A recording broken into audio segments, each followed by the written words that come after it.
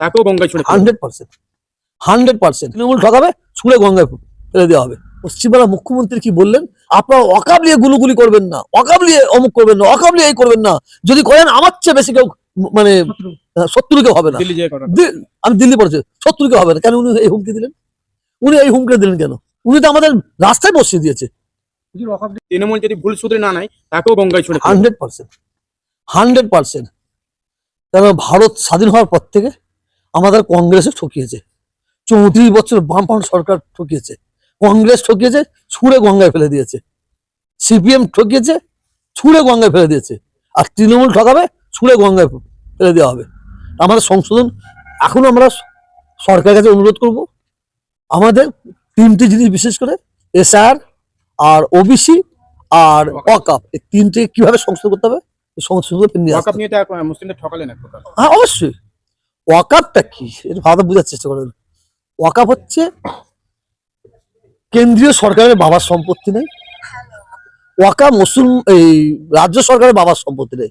ওয়াকআপ সম্পত্তিটা হচ্ছে মুসলমানদের বাবার সম্পত্তি, যেমন হিন্দু ভাইদের বাবার সম্পত্তি হচ্ছে দেবত্ব সম্পত্তি। আমাদের পূর্বপুরুষরা ওয়াকআপ সম্পত্তি দান করেছে অসহায়, গরিব, পিছিয়ে পড়া মুসলিমদের জন্য। তারা উচ্চশিক্ষায় শিক্ষা অর্জন করবে, তারা মাদ্রাসা করবে, মসজিদ করবে, যারা পড়াশোনা করতে পারছে তারা পড়াশোনার দিকে আগে দেওয়া হবে। এই তো ওয়াকআপে পশ্চিমবাংলার মুখ্যমন্ত্রী একটা ভুল করেছেন। যখন কেন্দ্রীয় সরকার ওয়াকআপের উপর হস্তক্ষেপ করলো, সারা ভারতবর্ষের মানুষ উত্তাল হলো, প্রতিবাদ মিছিল করছে। কিন্তু হঠাৎ পশ্চিমবাংলার মুখ্যমন্ত্রী কি বললেন, আপনারা অকাবলিয়ে গুলুগুলি করবেন না, অকাবলিয়ে অমুক করবেন না, অকাবলিয়ে এই করবেন না, যদি করেন আমার চেয়ে বেশি কেউ মানে শত্রু কেউ হবে না। দিল্লি যেয়ে করা আমি দিল্লি পড়েছি, শত্রু কেউ হবে না। কেন উনি এই হুমকি দিলেন? উনি এই হুমকি দিলেন কেন? উনি তো বাংলার অভিভাবিকা, তো উনি তো আমাদের বলতে পারতেন আপনারা ওয়াকআপলিয়ে গুলুগুলি করবেন না, ওয়াকআপলিয়ে দৌড়দৌড়ি করবেন না, আপনারা অনুরোধ করছি আপনারা ওয়াকআপের সম্পত্তিটা পোর্টালে তুলুন।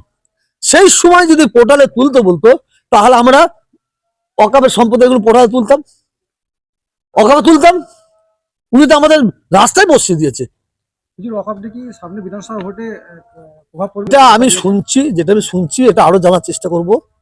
আমি প্রত্যেকটা মুতাল্লিকে বলবো, প্রত্যেকটা মুতাল্লিকে অনুরোধ থাকবে, কেন্দ্রীয় সরকার আবার 3 মাস টাইম সময় দিয়েছে, 3 মাস সময় দিয়েছে। এই 3 মাস সময়ের মধ্যে আমি অনুরোধ করব পোর্টালে তোলার জন্য।